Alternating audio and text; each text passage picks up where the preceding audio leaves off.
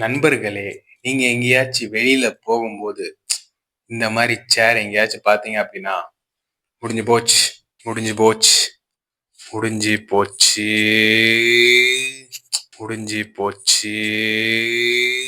அதாவது நண்பர்களே, போன வாரம் நானும் எங்க அம்மாவும் பேங்க்குக்கு போனோம். பேங்க்குக்கு போகும்போது அங்க ஃபர்ஸ்ட் ரோல ஒரு சேர் இதே மாரி இருந்துச்சு. நான் போய் சென்டர்ல உட்கார்ந்தேன். எங்க அம்மா உட்கார்ந்தாங்க. கொஞ்ச நேரம் அப்படியே உட்கார்ந்துட்டு இருந்தோம். அதுக்கப்புறம் இந்த நகைக்கடன் விஷயமா தான் போயிருந்தோம். எங்க அம்மா வேலையை ஸ்டார்ட் பண்ண ஆரம்பிச்சுட்டாங்க.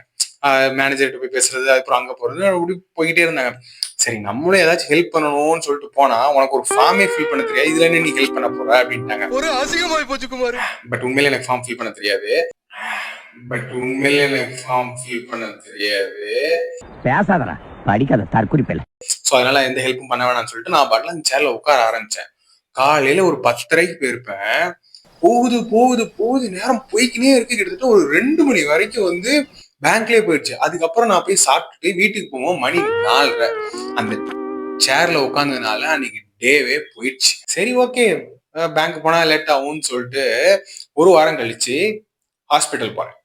அதே சேர் இருக்கு. அச்சச்சோ இவனா அப்படின்னு சொல்லிட்டு பயப்படலாம் இல்ல. மறுபடியும் போய் அதே சேர்ல உக்காந்தேன். அந்த சேர்ல உட்காந்த நேரமா என்னன்னு தெரியல. 9 மணிக்கு அப்பாயின்மெண்ட் வாங்கியிருந்தோம். பட் ஏதோ ஒரு கேஸ் வந்துருச்சுன்னு சொல்லிட்டு டாக்டர் போயிட்டாரு. அதுக்கப்புறம் அவர் வரும்போது மணி 11:30. அதுக்கப்புறம் தான் பார்த்துட்டு போனோம். எதனால? நீங்க எங்கேயாச்சும் போகும்போது ஹாஸ்பிட்டல்லையோ, பேங்க்லயோ, இல்ல ரயில்வே ஸ்டேஷன்லயோ எங்கேயோ சேரை பார்த்தீங்கன்னா உக்காந்துராதீங்க. அன்னைக்கு டே ஃபுல்லாவே முடிஞ்சு.